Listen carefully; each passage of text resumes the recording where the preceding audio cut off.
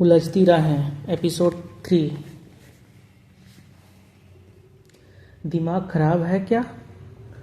अभी तो वह एकदम बच्ची है। बलदेव सिंह ने बात टाल दी। बेबो के बार बार चोट देने पर बलदेव सिंह ने कहा, अपनी पीड़ितों को किसी नौकरी वाले के यहाँ दोगे या डंगर ढोर के काम तो आता नहीं। अच्छा, उसे रोटी सब्जी बनानी तो सिखा दे।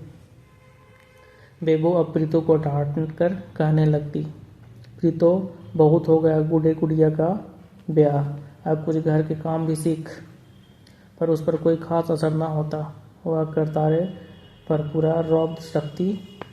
उसने स्कूल का काम कितनी देर में ख़त्म किया। बापू देख देख कर हंसते। अपने आप काला अक्षर भैंस बराबर और बनती फिरती है मास्टरनी।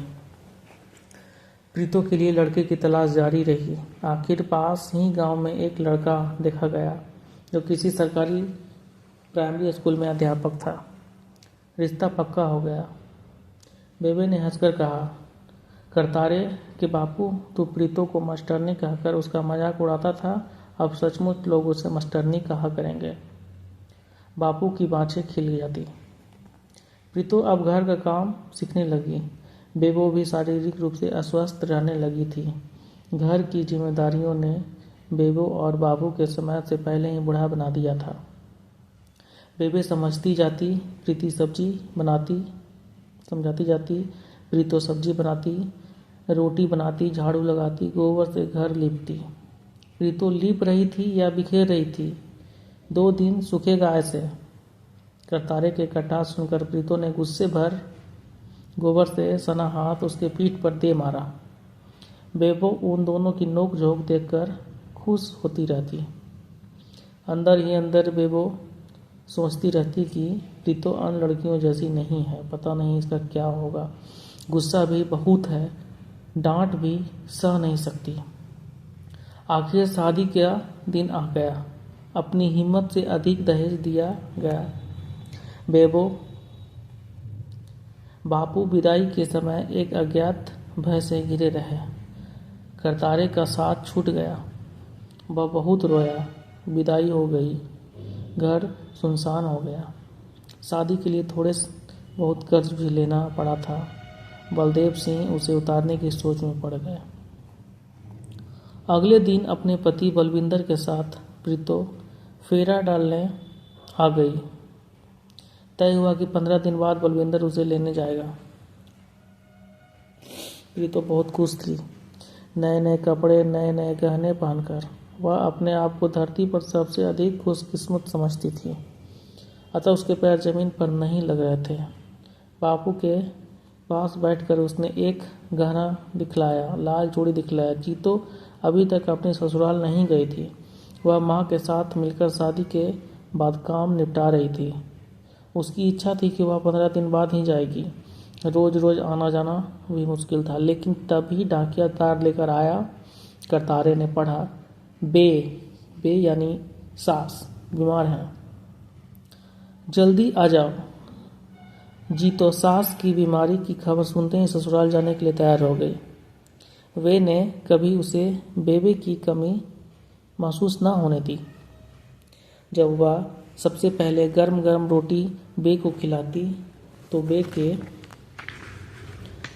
मुख से ढेरों आशीर्वाद निकलते थे।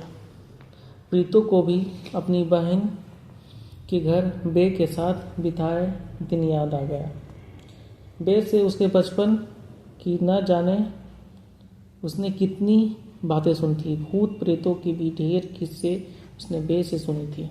अतः प्रीतो भी जीतो के साथ जाने की जिद करने लगी। कुछ ही दिनों बाद बलविंदर उसे लेने आएगा, यह सोचकर बेबे ने मना भी किया, परंतु प्रीतो अपनी प्यारी बे से मिलने के लिए बेचैन थी। उसने पति के आने से पहले लौटने का वादा किया। दोनों बहनें चली गई।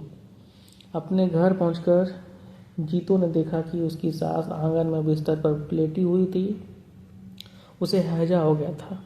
बे को मिलकर जीतो और प्रीतो बहुत रोई। दोनों बहनें दिन रात उसकी सेवा में लगी रहीं। बे की हालत आश्चर्यजनक रूप से सुधार रही।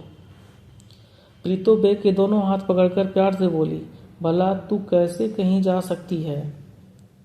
मैं जो आ गई हूँ तंग करने। बे ने प्रीतो के लाल लाल चूड़े वाले हाथ को बड़े प्यार से चूमकर उसके छाती से लगा लिया। प्रीतो, जीजा जी आए हैं तुझे लेने। एकदम हड़बड़ाकर प्रीतो उठी और देखा कि करतारा घबराया हुआ सामने खड़ा था। जीजा जी बहुत गुस्से में हैं, कहते हैं कि जल्दी बुला ला कर ला। जीजा के घर बहुत रह चुकी। करतारे की बात सुनकर आश्चर्य और क्रोध से उसका मुंह खुला का खुला रह गया। फिर तो उसकी उसी समय बे के गले मिलकर और आशीर्वाद लेकर करतारे के साथ चल पड़ी। जीतो का घर पति का घर में नहीं था। जीतो का पति का घर में नहीं था। पिता के समान उन्हें स्नेह दिया था प्रीतो को। उससे बिना मिले जाना पड़ा। जीतो प्रार्थना करने लगी, हे वाहेगुरु, तू ही रक्षा करना मेरी भोली बहन की। जब तक करतारा और प्रीतो गांव नहीं पहुंचे, बलविंदर गली में ही घूमता रहा, पानी तक नहीं पिया। अब जल्दी बक्सा उठाकर चल मेरे साथ। मुझे पहले ही पता था कि तू जीजा के घर गई होगी। बलविंदर के बोल शीशे की तरह कान में आग बरसा रहे थे, परंतु वह चुपचाप अंदर चली गई। कपड़े संभाले और बक्सा लेकर बाहर आ गई। बड़ी स्वाभिमानी थी वह। तुरंत एक बार फिर अंदर गई। बापू के गले लगी, बेबे के गले से तो मानो चिपक ही गई। आंसुओं की धारा बह रही थी, पर चीख की आवाज उसे खुद भी सुनाई नहीं दे रही थी।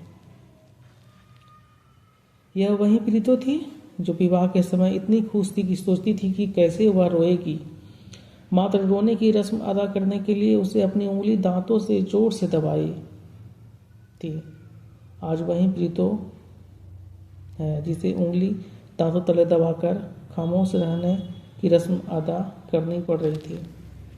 झट से आंसू पोंछकर करतारे को स्नेह देकर बाहर आ गई और बलविंदर के साथ चल पड़ी। सब देखते रह गए गली कि 2-4 औरतें इकट्ठी हो गई। किसी को कुछ समझ नहीं आया, पर एक बात सबको समझ में आ गया कि बलविंदर अगर गुस्से वाला है तो प्रीतो बहुत हठी है। प्रीतो ने पीछे मुड़कर भी नहीं देखा।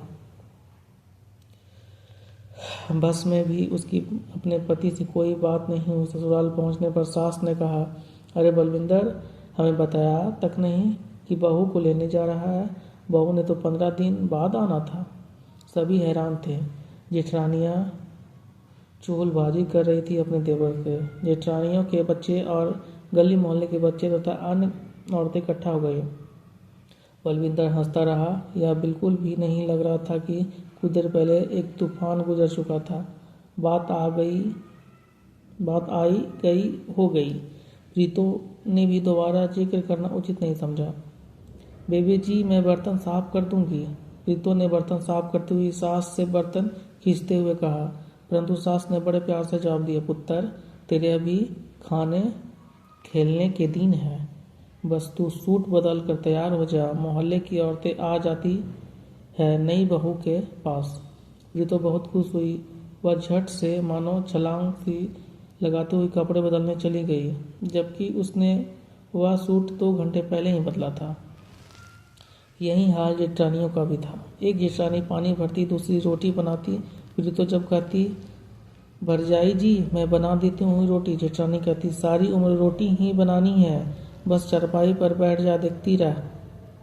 प्रीतो की यह दिनचर्या थी। वह दिन में कई बार कपड़े बदलती, सज संवर कर चारपाई पर, कभी पीढ़ी पर बैठ जाती। मोहल्ले की औरतें और उनसे भी ज़्यादा घर के और बाहर के बच्चे से घिरी रहती। उनका मानो बचपन लौट आया था। वैसे बचपन गया ही कब था। घर वालों की आंख बजाकर कभी वह अस्टापो खेलती, कभी रस्सी कूदती और कभी चिड़िया उड़ कौवा उड़ खेलती।